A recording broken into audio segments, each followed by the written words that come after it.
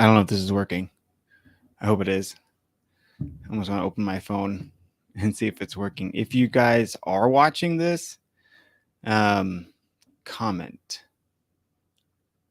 Just say something so I know that you guys are watching. And that this is working.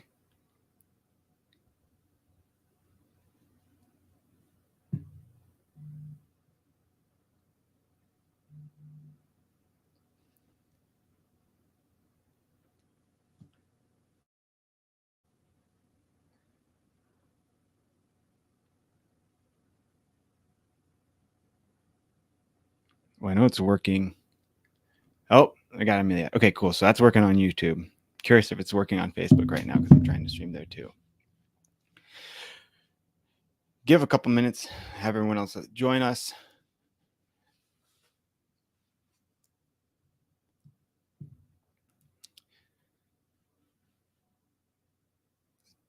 Gorgeous weather outside right now. It's like 70 degrees.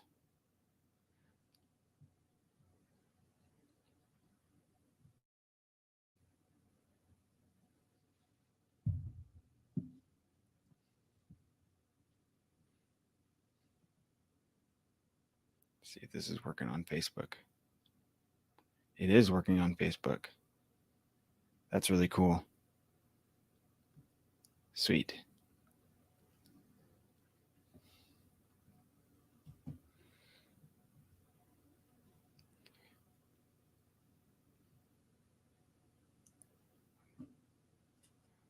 Well, this will save on here. If I can upload it later, I will.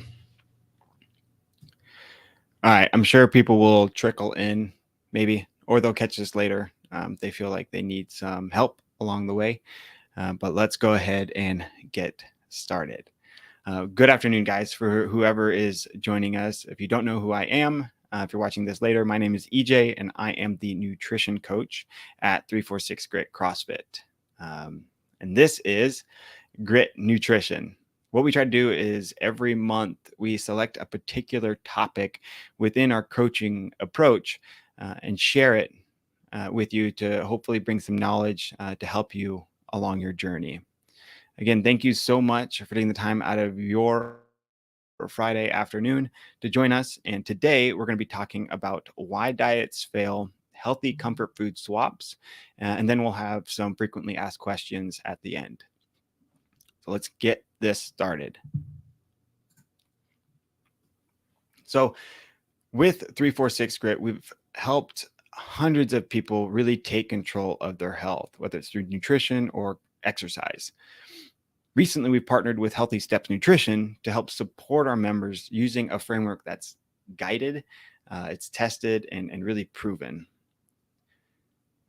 We also know that helping you become the best and healthiest version of yourself is much more than just going to the gym a couple days of the week. We must focus on a holistic approach, addressing things such as nutrition, obviously, but also stress management, your lifestyle, your support system, even, and it expands even from there to get you to where you want to be. And again, it may be simple to identify these things, but it's far from easy to accomplish them or get past these barriers. When it comes to like the topic of today, one of the surefire ways to set yourself up for failure in any goal is, especially with losing weight, is restriction. Now, when we work with our clients or our members to achieve their goals, we work to find small, sustainable changes they can do for long-term success. Now, I said it earlier and I'm kind of reiterating on it. The weather is getting warmer, and I'm hearing a lot of people trying to lose weight or get that summer body.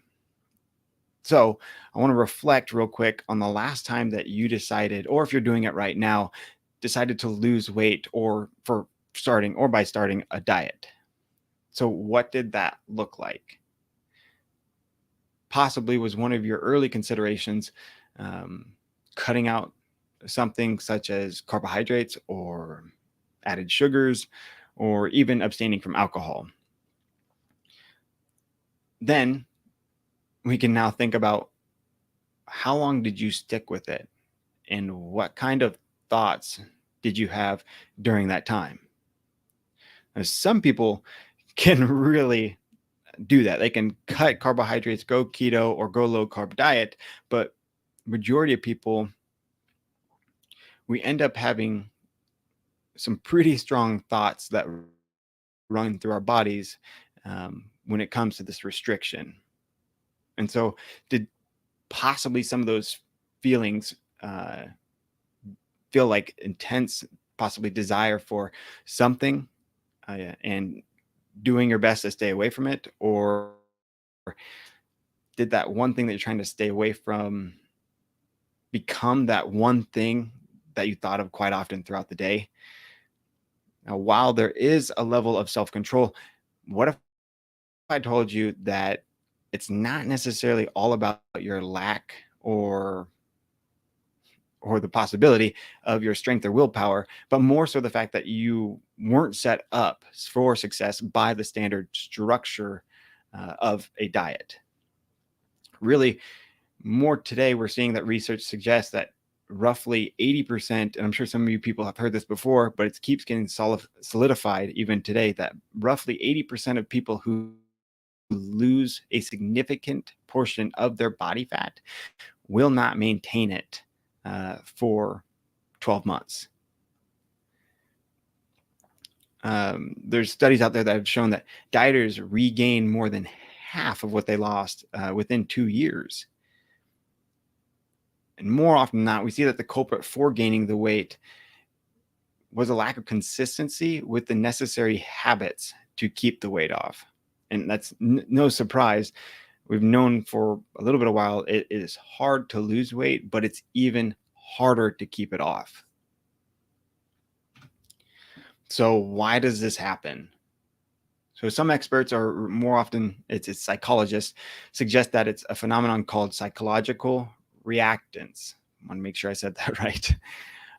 More simply, it goes back to when we're kids.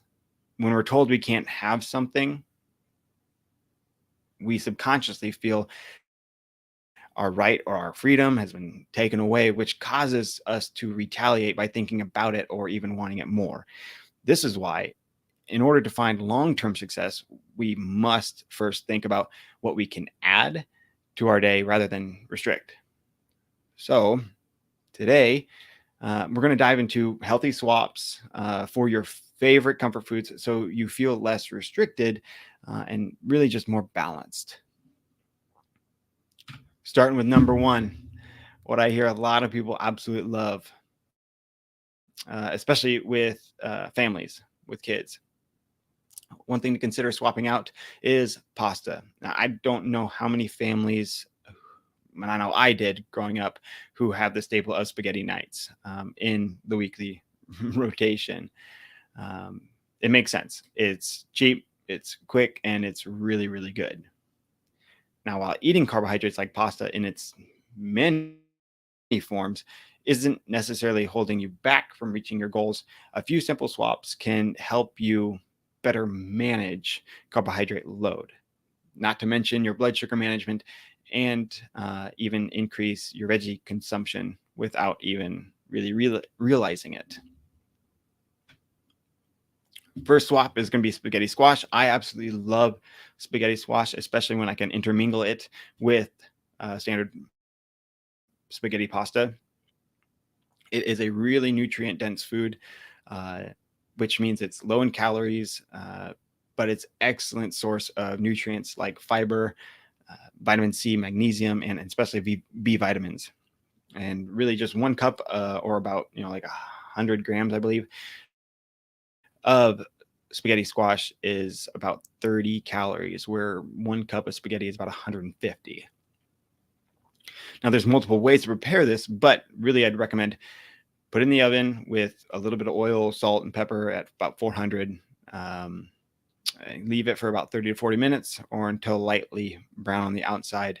And then you can pull them out and use a fork and shred and get your spaghetti. If you're looking to do it faster, you can always put it in a deeper pot with a little bit of layer of water on the bottom, putting them face time, inside face. If you cut it in half, you put it face side, inside face down into the water, and put it in the microwave, and just put it on rotation. You can usually let it go for 7 to 10 minutes, until it's tender and ready to pull out.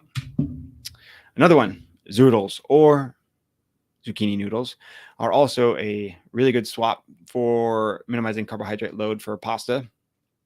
Another really good one, about 1 cup, is about 20 calories. Again, another nutrient dense food where you get nutrients like potassium and really your vitamin A. But making noodles is super easy.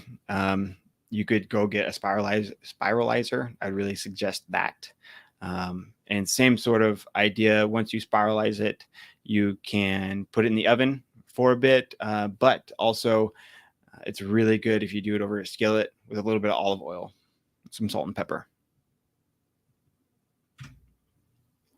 Last substitution, and this was just an example that I brought to you guys, but you can also find more of these vegetable based pastas at like Costco, or they're all over in the grocery stores these days.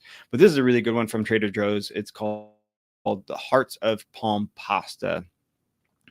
They make a really good substitute because they add volume and nutrients with fewer carbohydrates. Sort of like the zucchini noodles.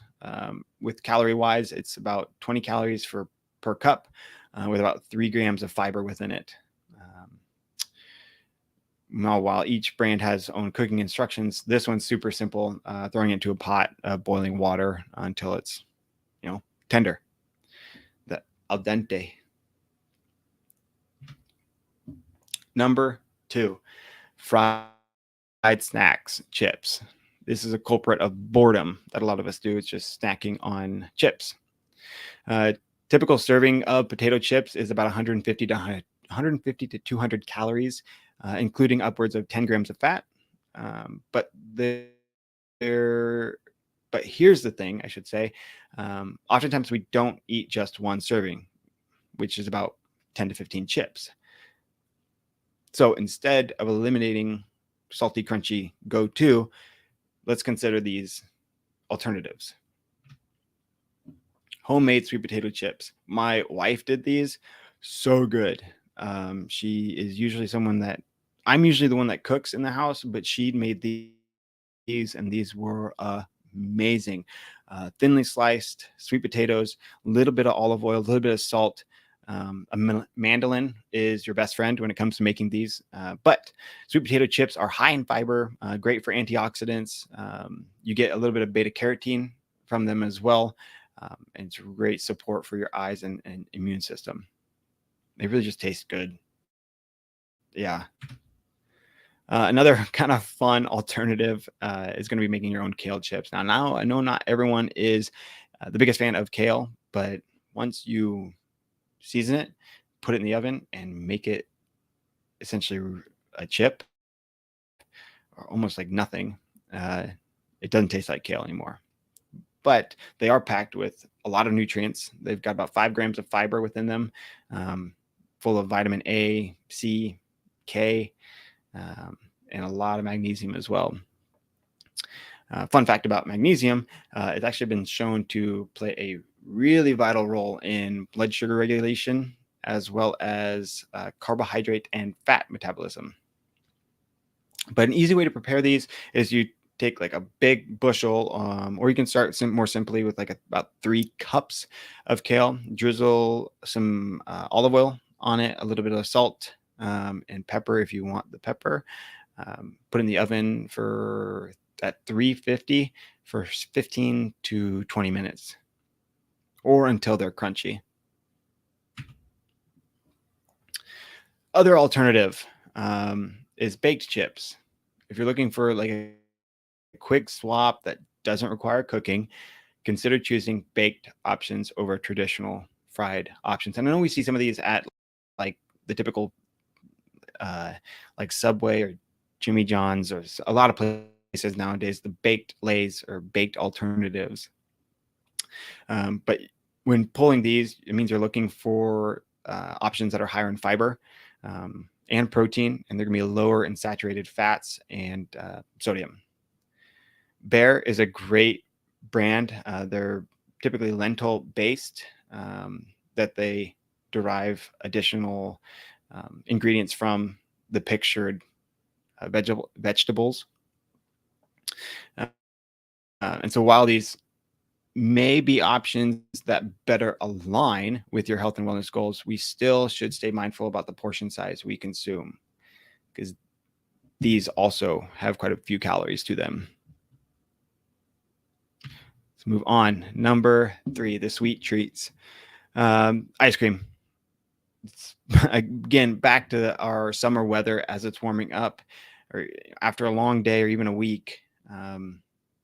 I've definitely had the feeling that I need some ice cream. There's actually a really new frozen custard place that opened up near our house that's really hard to stay away from. It's a big comfort food staple, but it doesn't necessarily always leave us feeling the best. It's usually because traditional ice cream is higher in calories, higher in sugar, and higher in um, fat. I'm not ruining ice cream for you. It's all right. I got alternatives, everything in moderation. Regular serving actually of premium or specialty ice cream is about 210 calories with 13 grams of fat and 19 grams of sugar. And I'm not saying don't consume them. I'm just saying everything in moderation. First swap is going to be what's called nice cream. I know this is really cheesy, but just roll with me. Simply put, really, nice cream is taking frozen bananas and blending them until they're creamy, like ice cream. You can add a little bit Greek yogurt to it, add a little bit of ice, and you get some added protein with it. You can personalize them, adding some nut butter or like vanilla extract or other flavorings. It's fun to make at home. It's really good to enjoy, and it is fewer calories than a typical ice cream serving. And it's full of natural sugars. Another easy option that can be really found at any grocery store is going to be the Yasso bars, Greek yogurt based ice cream alternative, but you wouldn't know it really by the taste. The sea salt caramel is my jam. I that's kind of like potato chips sometimes for me, so I have to be careful with those. Can't just have one at times. They're creamy and sweet, and they have about 100 calories to them, usually ranging in the area of about 5 grams of protein, only about 12 grams of added sugars, compared to about 19 with the ice cream. Obviously, you can see they have a wide range of flavors and options. Again, my favorite is the sea salt caramel, but the vanilla bean poppables are really good too. Those are like my on the go ones. This is another culprit of a snack item, candy. The average American like really consumes about like 8 pounds of candy every year. You bet we see that escalate around Halloween, and then as the holidays go, it just gets more intense. Now, while candy is great to celebrate like different occasions, like holidays and birthdays, it is something that definitely should be eaten in moderation. So if you and your family are reaching for candy more often than not, let's consider these alternatives. You guys all knew it was coming. First, fresh fruit. It is nature's candy. Unlike candy, fruits are usually lower in calories and high in fiber. Eating more fresh fruit provides your body with the vitamins and minerals to help feeling energized and healthy. So if you've tried the fruit swap but haven't felt it truly curbs your sweet tooth, try adding to the fruit to make it more balanced with protein and fat. You could do something like flavored Greek yogurt with like a half cup of berries and top it with like almond butter or peanut butter, and maybe a few dark chocolate chips, which gets us into our next dark chocolate. Um, yep, I know Randy is going to love this one. Dark chocolate. Another go-to swap is switching out milk and white chocolate variations for dark chocolate. Chocolate is made from cocoa beans, obviously, and then they add sugar to it. Uh, while cocoa beans are high in flavonoids, uh, i.e., oxidants that really help fight cell damage in the body. These flavonoids have also been shown to help control cholesterol. They do help lower blood pressure and can help reduce the risk of blood clots. And but a lot of people go, okay, why dark chocolate over milk or white chocolate? Well, dark chocolate has more cocoa beans as it is the least processed of all the chocolate variations. The darker it is, the higher the percent of cocoa beans. Usually, I would recommend at minimum 70% to about 85%. So a lot of people like to live. Me personally, when it comes to dark chocolate, thrive in like the 90 percentile. Love it's dark, rich. Oh man, it goes great with yogurt and berries. But always be cognizant of your portions with these. Lastly, uh, you we recommend trying to make, if you want to increase your protein intake, you can look at doing a casein protein. It's super helpful if you really are feeling you need that sweet thing, or you have that sweet tooth, especially right after dinner. Casein pudding is made with casein powder, and it has many benefits. Casein is a slow digesting protein, and is best at times taken before bed. Um, Studies have actually shown that it slowly releases the amino acids, which are the building blocks of your muscles, and protein, and it aids, which can help aid in recovery. Boost your muscle growth, can improve sleep quality. You feel fuller longer, and can aid in weight loss. But to make casein pudding, um, recommend 1 scoop of casein and about 5 ounces of. I usually use unsweetened almond milk. Uh, you can use chocolate, almond milk for extra flavor, but simply add the two ingredients together and hand mix with a whisk until it's fully incorporated. Let it sit in the fridge to thicken for about, it can be anywhere from 5 to 10 minutes, and then enjoy. And you could even throw berries and dark chocolate on it if you wanted to. All right, number 5, soda. More and more studies have actually shown that these sugar sweetened beverages, such as traditional sodas, are the largest source of added sugars. But really, to put it in context, imagine grabbing like 5 to 10 cubes or teaspoons of sugar and stirring it into a large glass of water and drink that down. It sounds a little sweet to me. Well, that's really what it's like with 1 can of soda. They've also found the strong link between soda consumption and increased weight, because these are essentially empty calories. People that are drinking, especially regular soda, nowadays we're seeing them upward. I mean, when I was younger, they'd be like 100 calories, 90 calories in a can of soda. Now we're seeing them upwards of 140, 150, even like 190 calories for a can of soda. So they're just adding more and more sweeteners to these. So instead of these excess calories, let's try these. Water with flavor.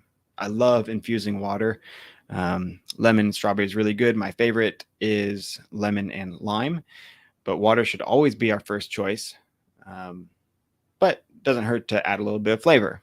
You can add fruit, you can add herbs, zero sugar, zero calories. You're good to go. Uh, Usually like to recommend about 60 to 80 ounces of water each day, but remember to start slow and then build up. Don't start just chugging water throughout the day. And if you are more someone that exercises more often, I would recommend about 80 to 100 ounces for a baseline. Sugar-free soda alternatives. Now, we're not necessarily talking about um, diet soda. We're looking at soda alternatives. So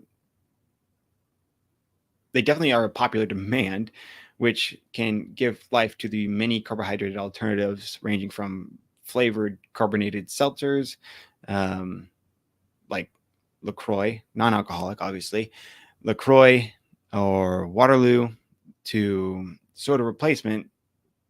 If you're going to drink one really good one is Zevia, where they use stevia as the sweetener versus sucralose. You could also doing your home carbonated beverages by investing in a soda stream. Highly recommend investing in a soda stream if you like carbonated beverages. These are all great options that are pictured here that can really hit that carbonated beverage craving without all the added sugars. All right, so we've gone through those 5 areas of alternatives, but when we look at our main principles, we're one, focus on whole foods first. We should always start by choosing whole food options and less processed foods packed with sodium, fat, and additional sugar. Simply just stick with this from the start, and it'll help you reshape your plate by one way, utilizing the plate method. Secondly, focus on balance of macronutrients. When we say balance, we really mean, does every meal and snack you consume throughout the day have to contain protein, carbs, and fats? No, but you should try to. That's the goal. Pairing each meal and snack with all 3 of these will help keep you fuller for longer.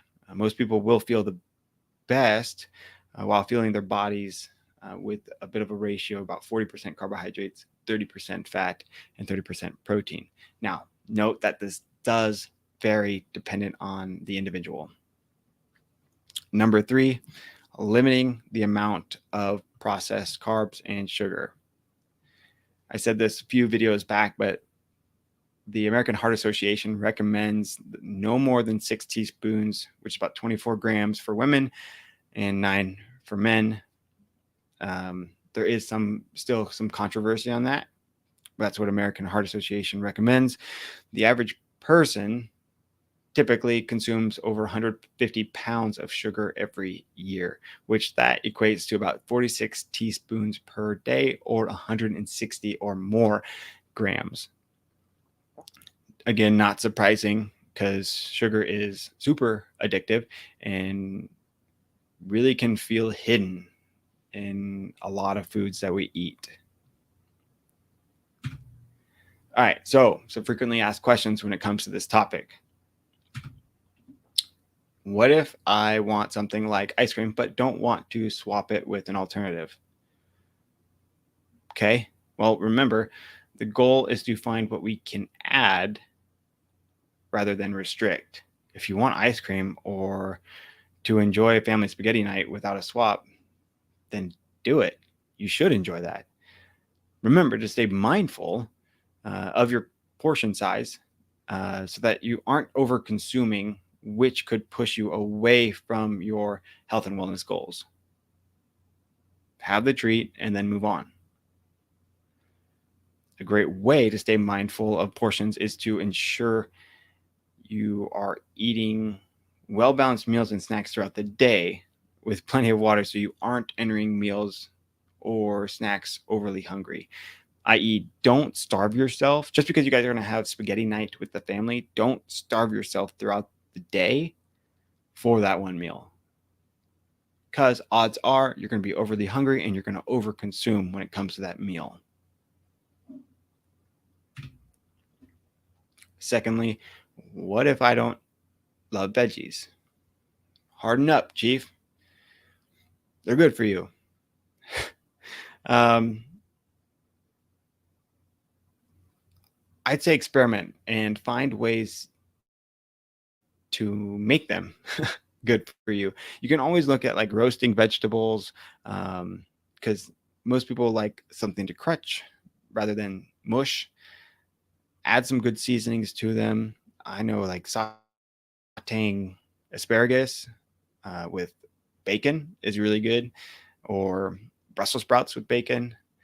You can also do oven roasted broccoli to make it more of a crunch.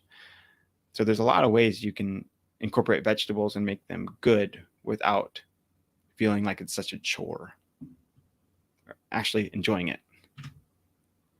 All right, the big one. Where should I start? As a coach, I'd want you to start with one thing at a time. When you focus on one thing at a time, you're way more successful to maintain that one thing. So, what is standing out most to you? Is it finding dinner swaps such as spaghetti squash over traditional pasta? Is it trying different salty snacks, alternative sweets, or are you possibly thinking about swapping out some of your beverages? Maybe even you're thinking, all this sounds great, but I really like the support and accountability factor. I need that. That's great, because that's exactly what our nutrition coaching program is for. With a coach, you work one-on-one to really set goals and create a plan that's focusing on one thing at a time. And myself, being the only coach we have right now, helps you to keep accountable towards your goals. Now, the personalized support and accountability are what sets our program apart from every other program out there. And I know that I would love to walk beside anyone towards their health and wellness journey. But getting started is really easy. Book an intro with me. We'll have a one-on-one conversation, really talk about your goals and where you're at in your journey.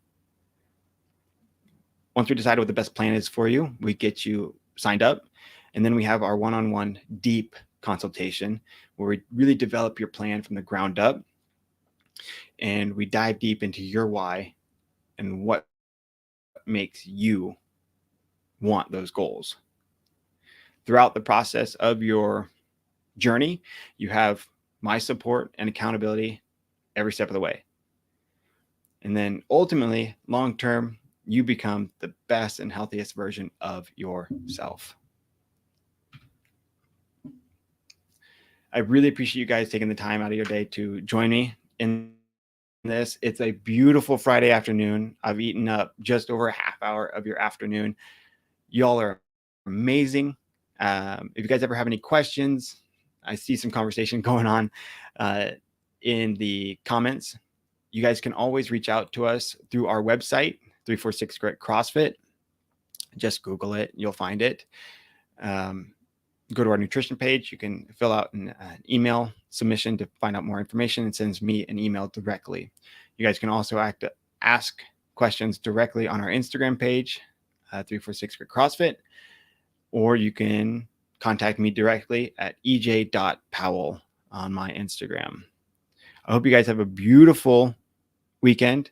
Get outside, go do something, and maybe if it's warm enough, incorporate some of that nice cream. Take care, guys. I will see you in the next video.